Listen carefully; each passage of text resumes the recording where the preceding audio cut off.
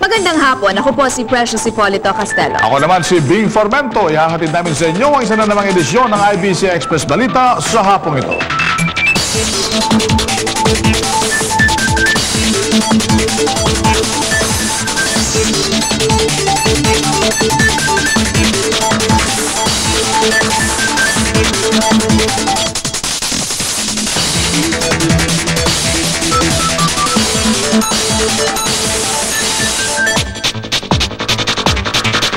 Sa ating top stories, mga miyembro ng Abu Sayyaf na umatake sa mga puwersa ng militar sa Basilan noong Sabado, sasampa na ng kasong murder.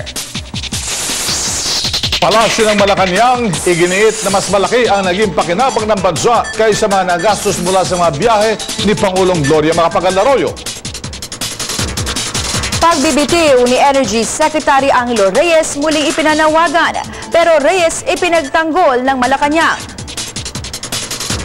At lalaki, patay matapos masagasaan sa Quezon City.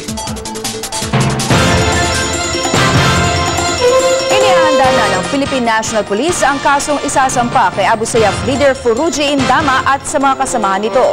Si Indama ang nanguna sa pag-atake sa mga puwersa ng militar sa Basilan noong Sabado. Ito ang Express Balita ni Merwin Yanza. Inihahanda na ng Philippine National Police ang kasong murder, frustrated murder at direct assault sa grupo ni Abu Sayyaf leader Foroughi Indama. Kaugnay na rin sa nangyaring bakbakan noong nakaraang Miyerkules sa Sitio Corelem, Barangay Silangkom, Tipo-Tipo, Basilan, kung saan 23 sundalo ang namatay at ikinasugat pa ng mahigit sa 20. And we will be filing appropriate charges against those identified to be with them during the encounter. Pinag-aaralan na rin ang posibleng isampang asulto sa naging partisipasyon ng Moro Islamic Liberation Front o MILF sa inkwentro. Gayong hindi naman umano nagkulang ang mga otoridad sa koordinasyon sa nasabing grupo.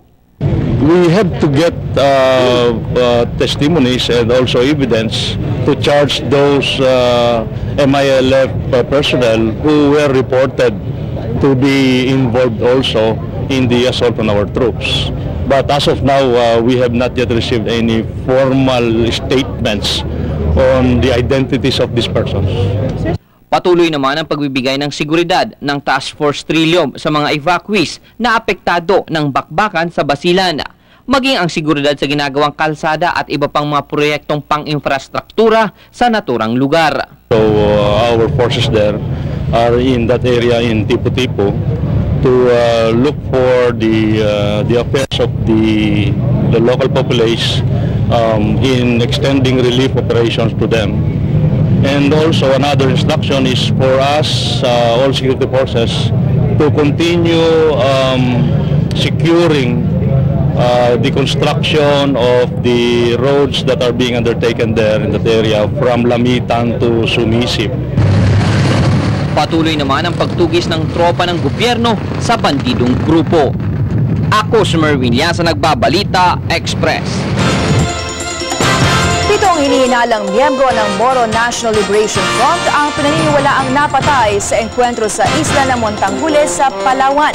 Ayon kay AFP spokesman Lieutenant Colonel Romeo Browner, nagsimula ang bakbakan sa pagitan ng Marines at MNLF alas 7 kaninang umaga. Nagugat-an niya ito sa hindi pagtupad ng MNLF sa usapan na lisanin ng lugar bago lumubog ang araw kahapon. Nagpapatuloy pa rin hanggang ngayon ang nasabing labanan. Samantala, sinabi naman ng Malacanang na nag-alok ng tumulong sa kasong ito si dating ARMM Governor Nur Misuari. Bagamat tutol ang Moro Islamic Liberation Front na pasalihin si People's Champ Manny Pacquiao sa peace negotiations, wala namang problema sa kanila kung ipipilit ito ng pambansang kamao. Pero ayon kay MILF spokesman Aid Cabalo, dapat mag-ingat ng husto si Pacman. Ito dahil posible anya siyang makidnap kung tutungo ito sa mga lugar kung saan aktibo ang presensya ng mga bandidong Abu Sayyaf. Dagdag pa ni Cabalo, kahit sikat si Pacquiao ay dapat bigyang konsiderasyon ang kaligtasan nito. Samantala, para kay Senate President Juan Ponce Enrile, hindi masasabing sobra-sobra ang naging travel expenses ni Pangulong Arroyo. at wala ring masama kung magamit dito ang contingency fund ng gobyerno. Ayon kay Enrile, bukod sa bahagi ng trabaho ng punong ehekutibo ang pakikipagdiplomasya sa ibang bansa, ang contingency fund ay maaaring mailaan sa ibang mga pangangailangan dahil ito ay savings ng pamahalaan. Sang-ayon aniya ito sa konstitusyon at maging sa General Appropriations Act. Ganito rin ang pananaw ni Senadora Miriam Defensor Santiago sa nasabing issue. Sa kabila ng pagtanggi ni dating Pangulong Fidel Ramos na maging Chairman Emeritus ng Lakas Kampi CMD, tiwala pa rin ang partido na nasa kanila ang pinakamalaking makinarya na kakailanganin para manalo sa 2010 elections. Ayon kay Press Secretary Serge Rimonde, ito'y dahil 80% ng mga halal na opisyal ngayon ang kasalukuyang miyembro ng Lakas Kampi CMD. Bukas pa rin umano sila sa pakikipag-usap kay Ramos na nangako namang patuloy na tutulong sa administrasyon. Nanawagan ng grupong Center for People Empowerment in Governance na Commission on Elections na ilabas na ang source code o human readable process na siyang nagpapatakbo sa canvassing ng poll automation. Kailangan din daw umanong resolbahin ng COMELEC ang iba pang issue tulad ng digital signature, root user at adjudication process para maging matagumpay ang gagawing automated election sa susunod na taon. Sakaling hindi umano ito matugunan ng COMELEC, hindi malayo magkaroon ng failure of election. Magbabalik ang Express Balita makalipas ang ilang paalam.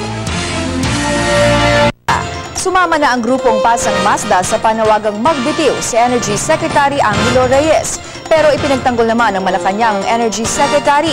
Yan ang Express Balita ni Jess Caduco.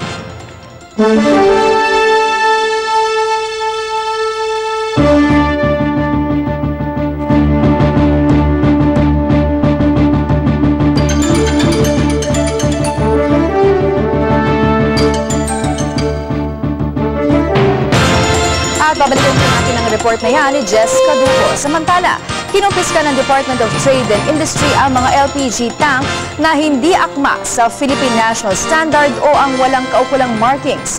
Nabubulok na ang ilalim at walang requalification. Sa monitor na isinagawa ng DTI sa kabuuang 283 refillers, 39 rito ay may mga violations. Ito raw kasi ang malimit na nagiging sanhi ng sunog dahil may posibilidad na magkaroon ng leak o singaw ang tangke. Halagang 50 hanggang 150,000 pesos ang penalty sa first offense habang revocation naman sa third offense. Payo ng DTI sa publiko, tingnan maigi ang mga markings ng tangke at kung bago ba ito bago bumili. Hindi lamang po dapat nakikita natin na bagong pintura, kailangan po ang bawat repair na ginagawa po nila ay ayon po sa standards ng DTI. Makikita Nanawagan naman ang Food and Drug Authority sa publiko na i-report ang mga butika at parmasyotika na hindi mag-i-issue ng resibo, lalo na sa mga gamot na saklaw ng 50% price cut. Ayon kay FDA Director Nazarita Takandong, posibleng maharap sa investigasyon ang mga ito dahil mas madaling makalusot kung walang binibigay na resibo ang mga butika. Tiyakin na nakalagay sa resibo ang generic at brand name ng gamot, pati na ang presyo nito at petsa ng pagkakabili. Para sa mga sumbong, tumawag po sa FDA hotline 807-0751 o sa 807-8275.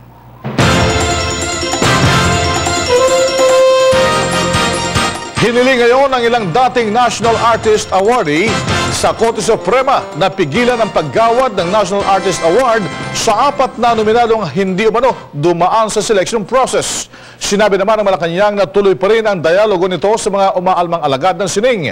Ang Express Balita mula kay Jinky Batigados.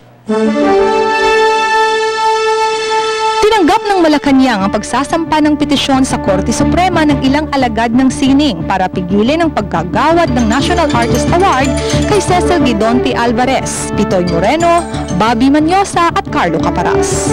Ayon kay Secretary Serge Raimonde, karapatan umano ng bawat mamamayang Pilipino ang magreklamo sa Korte. A week or so ago, I think I have already said that this is welcome so that finally this can be settled before the court of law.